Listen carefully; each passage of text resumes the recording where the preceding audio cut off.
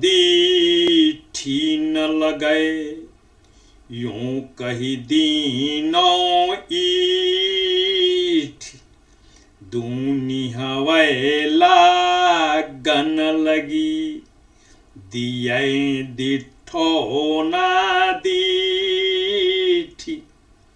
इसमें कठिन शब्द हैं लौने। लौने यानी कि लावण्य युक्त सलोना रूप। कौन? सलोना मुंह का मतलब मुंह। दीठ, दीठ यानी कि दृष्टि से बना है। दीठ यानी कि नजर। न लगे, न लगे, यूं कही दीनो ईठ। यह यूं यानी कि यह, कही माने कहकर, दीनो यानी कि लगा दिया, दिया, ईठ, ईठ यानी कि इष्ट, इष्ट यानी कि अपना हितैषी, मित्र, सखी, परिवार का कोई सदस्य।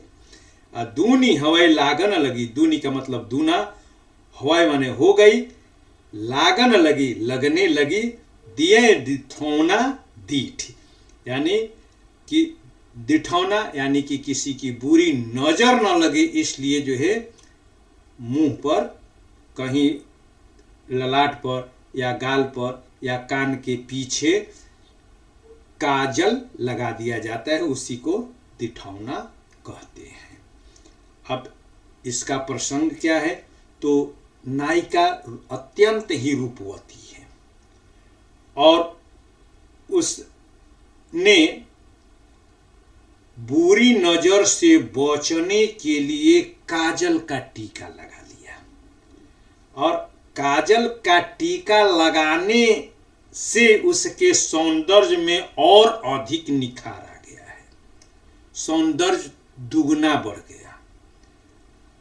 तो काजल को, काजल लगी थी इसलिए कि लगाई गई या लगाई उसने कि किसी की नजर न लगे, मगर होता है ठीक इसके विपरीत।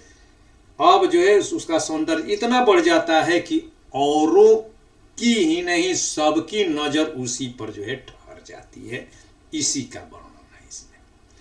तो इसका अर्थ और व्याख्या, तो नायिका के मुख पर अंकित दिठौने यानी कि काजल के काले लगे टीके की शोभा का वर्णन करते हुए नायिका की सखी अपनी सखी से कह रही है कि हे सखी, तुमने